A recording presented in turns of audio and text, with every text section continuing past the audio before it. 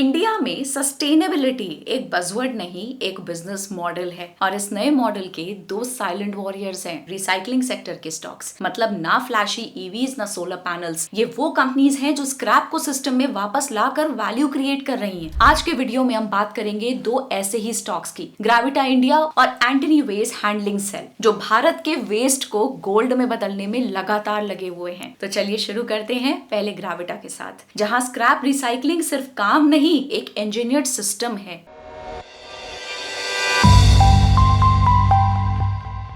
Our first company is Gravita India. Gravita India Limited, established in 1992, is one of the largest lead producers in the country. Company का core strength है in-house recycling technology, along with technical consultancy and advanced PLC-based control and monitoring systems for smooth plant operations and annual maintenance. Company की presence 34 से ज्यादा countries में है, overseas से 32%, लेकिन ये शेयर total profits का 39% contribute करता है, indicating better margins globally. ग्रेविटा की 3.34 लाख एमटी से ज्यादा प्रोडक्शन कैपेसिटी है। This is a map of manufacturing units of Gravita India. इनके वर्टिकल्स देखते हैं। ग्रेविटा इंडिया का कोर एक्सपर्टीज है electric waste recycling of diverse scrap materials, जैसे कि used batteries, cable scrap, aluminium, plastic और अदर लेड बेस्ड स्क्रैप को रिसाइकिल करना। इनका बिजनेस 4 स्पेशलाइज्ड वर्टिकल्स में डिवाइडेड है। लेड रिसाइकलिंग, जो फ्लैगशिप और सबसे बड़ा वर्टिकल है, contributing 88%। Then aluminium recycling, almost 8% of the revenue. बाकी का रेवेन्यू प्लास्टिक रिसाइकलिंग और टर्न की प्रोजेक्ट्स, जहां Gravita technical consultancy and services for recycling देता है। कंपनी के रेवेन्यू का 45% वैल्यू एडेड प्रोडक्ट से आता है, जिसमें lead alloys, lead sheets, red lead, lead oxide जैसे हाई मार्जिन इंडस्ट्रियल प्रोडक्ट शामिल हैं। अब आते हैं फाइनेंशियल परफॉर्मेंस की तरफ। फाइनेंशियल ईयर 25 में ग्रेविटा ने अपना हाईएस्ट एवर रेवेन्यू डिलीवर किया। Revenue 22% year on year grow करके 3,869 CR तक पहुंच गया। ये ग्रोथ मेजरली ड्रिवन थी 20% वॉल्यूम ग्रोथ से। इस वॉल्यूम जंप के पीछे एक की रीजन था डोमेस्टिकली सोर्स स्क्रैप का 60% से ज्यादा इंक्रीज होना, thanks to stricter compliance norms under BWMR, that means battery waste management rules. लेकिन एक्सपेंसेस 23.3% से बढ़ गए रेवेन्यू से ज्यादा पेस पे, जिसका direct impact operating profit margins पे पड़ा। COGS यानी कि कॉस्ट ऑफ गुड्स सोल्ड 24% से 3,175 CR तक बढ़ गया। इस वजह से ऑपरेटिंग प्रॉफिट 12.8% बढ़ा, लेकिन मार्जिन्स 9% से घटकर 8% हो गए, यानी कि OPM में 100 BPS कॉन्ट्रैक्शन हुआ, mainly due to rising input cost eating into profitability. पर यहाँ एक सरप्राइज फैक्टर था। अदर इनकम 47% जंप करके 112 CR हो गई। इंटरेस्ट और डेप्रिसिएशन कॉस्ट में भी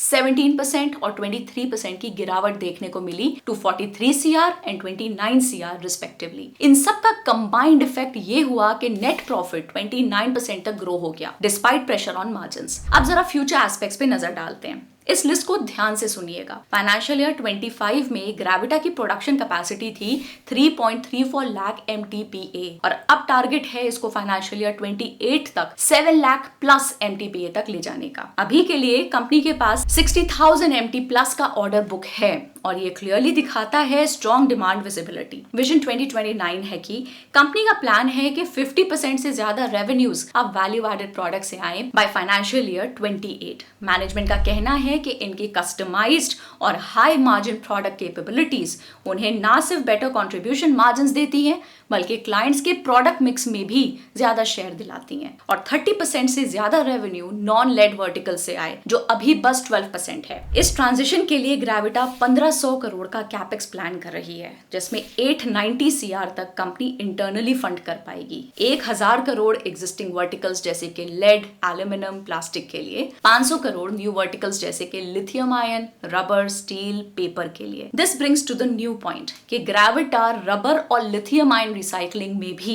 एंटर कर रही है। रबर बिजनेस में कंपनी फोकस करेगी on pyrolysis oil, crumb rubber, steel, by product जैसी चीजों पे। कंपनी यहाँ 70% CAGR की ग्रोथ एम कर रही है। लिथियम सेगमेंट से अभी मेजर रेवेन्यू एक्सपेक्टेशन नहीं है, क्योंकि स्क्रैप अवेलेबिलिटी कम है। EV साइकिल अभी स्केल पे नहीं आई है। इसके लिए मुंद्रा में एक plant first half of financial year 26 तक ऑपरेशनल हो जाएगा। सिर्फ इतना ही नहीं, ग्रेविटा ने यूरोप एंट्री के लिए एक MOU साइन किया है। रोमानिया में एक 18,000 MTPA waste tyre recycling plant के 80% स्टेक के लिए। इन सब का पॉइंट ये है कि फाइनेंशियल ईयर 25 में वैल्यू एडेड प्रोडक्ट्स का शेयर 45% था, जो फाइनेंशियल ईयर 28 तक 50% प्लस करने का प्लान है, क्योंकि ये प्रोडक्ट्स हायर मार्जिन जनरेट करते हैं, 2 से 3% हायर देन बेस प्रोडक्ट्स। इसके साथ मार्केट में एक्सपेक्टेड है कि फॉर्मल लेड रिसाइकलर्स का शेयर 75% तक पहुंच जाएगा from current 40%। And financial year 26 में बैटरी मैन्युफैक्चरर्स को 90% रिसाइकिल करना मैंडेटरी होगा। फाइनेंशियल ईयर 25 में ये 70% था, which is good news for Gravita, क्योंकि ऑर्गेनाइज प्लेयर्स का मार्केट शेयर और बढ़ने वाला है। अब बात करते हैं ग्रेविटा के फंड रेज और ऑपरेशनल इंप्रूवमेंट की। दिसंबर 2024 में कंपनी ने 1000 करोड़ रेस किए via qualified institutional placements, which is QIP, जिसमें से 726 CR डेट रीपेमेंट और वर्किंग कैपिटल नीड्स के लिए यूटिलाइज किया गया। कंपनी अब एक वर्किंग कैपिटल हैवी बिजनेस है, but it's managing things pretty impressively. Overall debt to equity ratio 0.67 से गिरकर 0.14 हो गया है, क्योंकि बोरोइंग्स में 47% की गिरावट आई, specially 69% drop in short term debt amounting to 92 CR। साथ ही कंपनी ने अपनी बैलेंस शीट 1.5x एक्सपैंड कर ली। इन्वेस्टमेंट्स 528 CR तक बढ़े और कैश रिजर्व 4.7x जंप हो गए।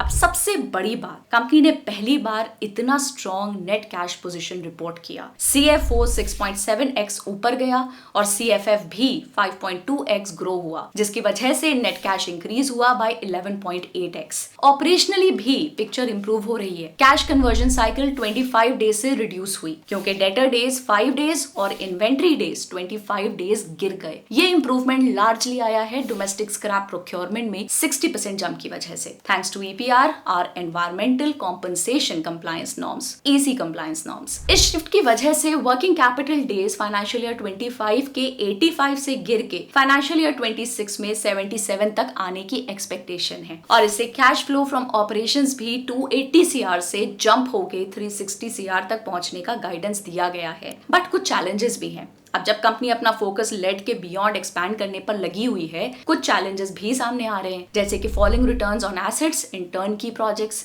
फ्रॉम 78% टू 16%, क्योंकि ये बिजनेस मॉडल वॉल्यूम्स पे हेविली डिपेंडेंट होता है और उनका नेचर काफी साइक्लिकल होता है, इसलिए ये वर्टिकल्स थोड़ा क्लोजली मॉनिटर करने लायक हैं। इसके अलावा रेगुलेटरी डिलेज जैसे कि RCM, reverse charge mechanism notifications या ओवरसीज लाइसेंस अप्रूवल्स, ये रोल आउट में डिलेज क्रिएट कर सकते हैं। शॉर्ट टर्म वोलेटिलिटी इन लॉजिस्टिक्स कॉस्ट भी मार्जिन्स को प्रेशर में डाल सकती हैं।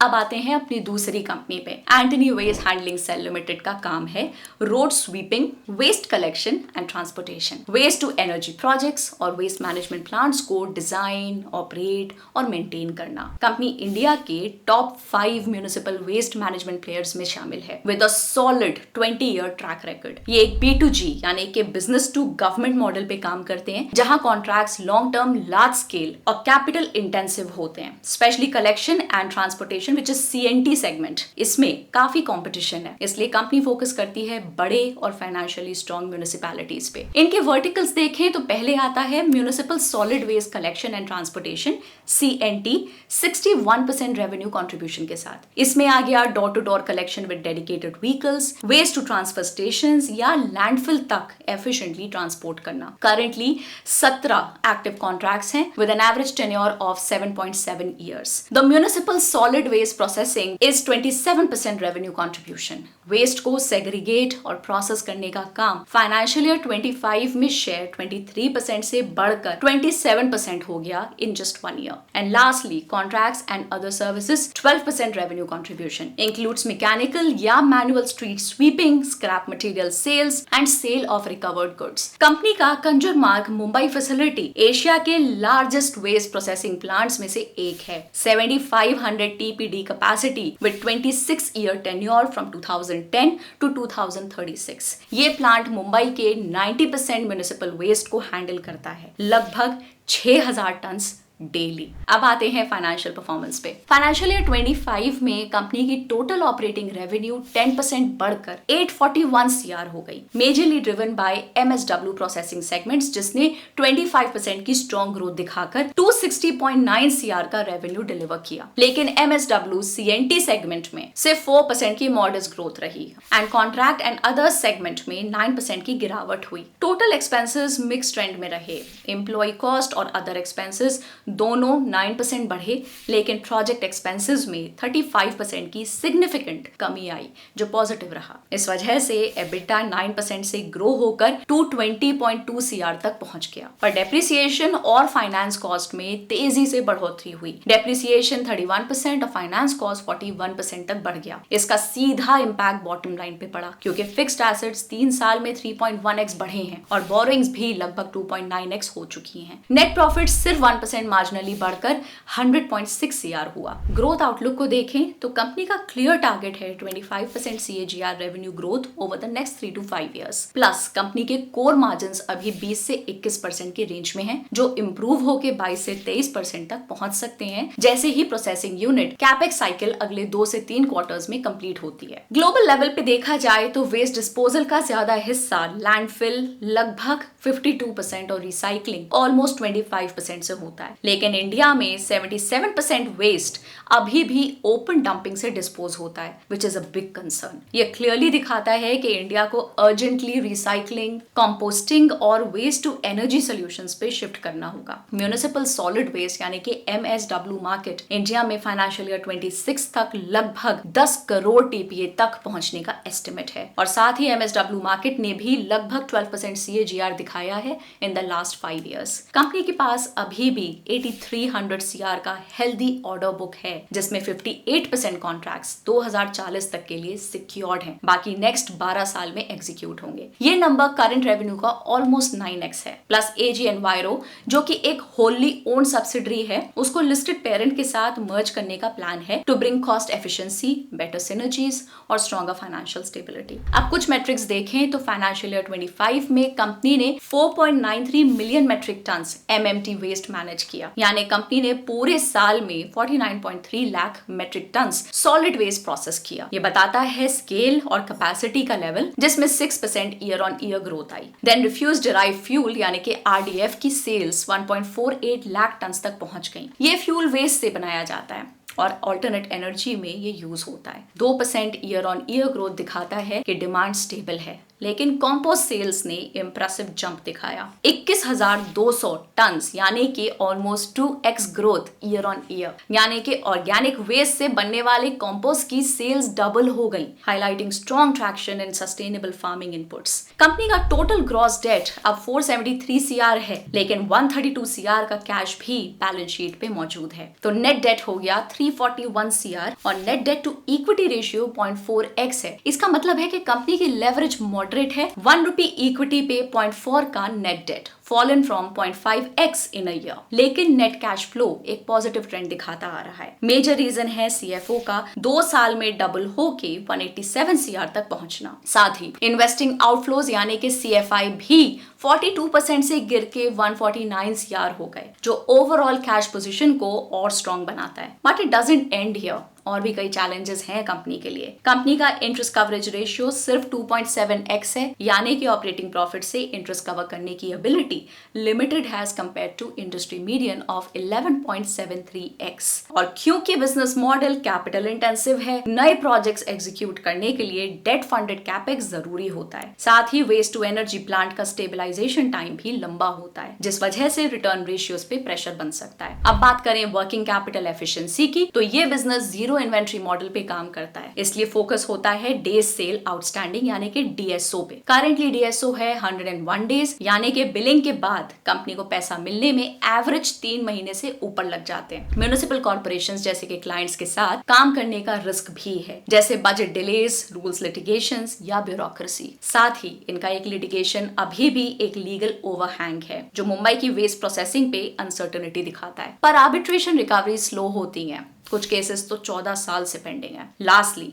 रेवेन्यू ग्रोथ भी लंपी हो सकती है, क्योंकि ये कॉन्ट्रैक्ट विंस और प्रोजेक्ट कमिश्निंग टाइमलाइंस पे डिपेंड करती है। एस्केलेशन अप्रूवल्स भी अभी तक स्लो रहे हैं।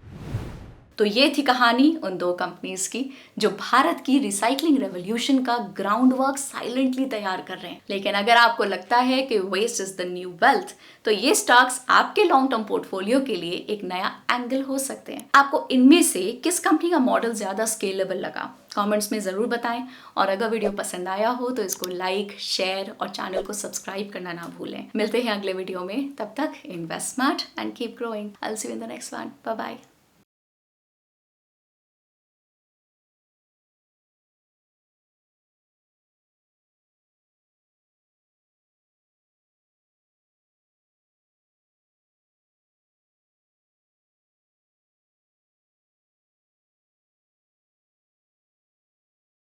Investment in securities market are subject to market risks. Read all the related documents carefully before investing. Please read the risk disclosure documents carefully before investing in equity shares, derivatives, mutual fund, and or other instruments traded on the stock exchanges.